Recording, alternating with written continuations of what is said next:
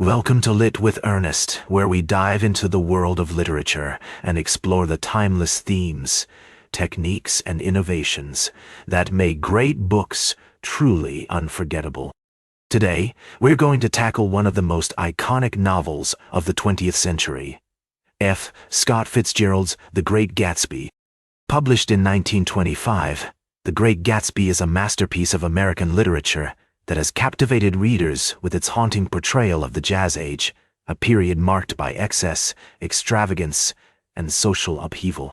Set against the backdrop of New York City and Long Island's North Shore, the novel is a scathing critique of the American dream, which Fitzgerald saw as an unattainable illusion that promises wealth, status, and happiness to those who pursue it.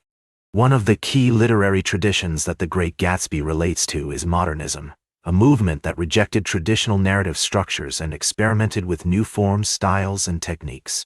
Fitzgerald was heavily influenced by modernist writers like James Joyce, Virginia Woolf, and T.S. Eliot, who were pushing the boundaries of language and storytelling.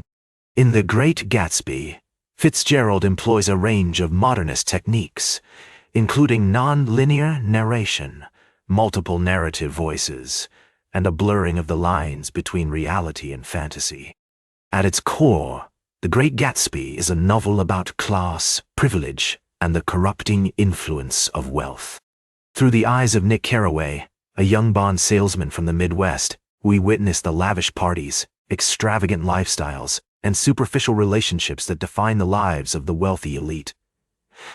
But beneath the surface of this glittering world, Fitzgerald reveals a complex web of social hierarchies, racial tensions, and moral decay.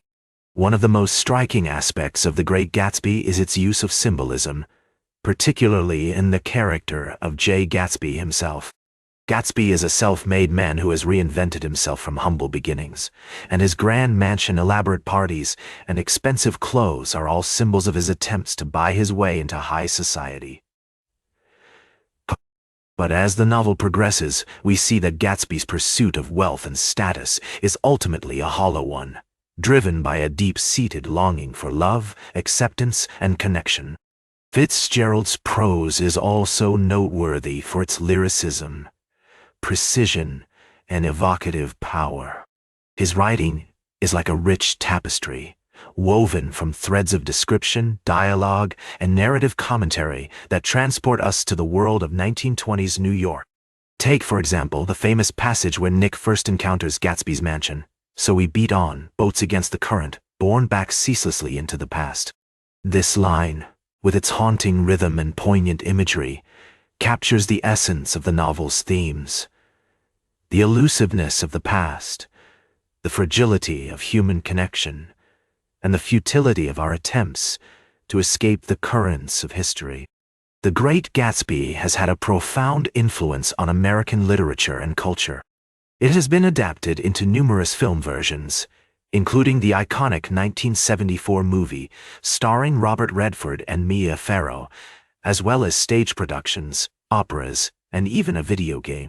The novel's themes of class, privilege, and the corrupting influence of wealth continue to resonate with audiences today, particularly in the context of contemporary debates about income inequality, social mobility, and the decline of the American middle class.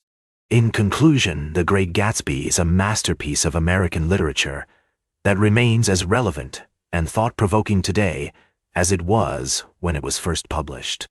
Through its exploration of class, privilege, and the human condition, Fitzgerald's novel offers a profound commentary on the American dream and the illusions that sustain it. As we reflect on the enduring significance of The Great Gatsby, we're reminded that literature has the power to challenge our assumptions, to provoke our thoughts, and to inspire us to see the world in new and unexpected ways. Like this episode, if it hit true, share it if you respect honest talk about books. Subscribe because we'll do this again. This is Ernest, signing off.